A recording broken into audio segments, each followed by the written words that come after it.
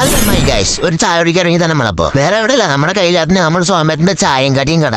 പൊതുവെ ഈ കടയിൽ 4 മണി ആയിക്കഴിഞ്ഞാൽ നല്ല തിരക്ക് വരാൻ തുടങ്ങൂട്ടോ. അതിന് മുന്നേ കടികളൊക്കെ കഴിയും, നല്ല അടിപൊളി കടികളുണ്ട് കേട്ടോ.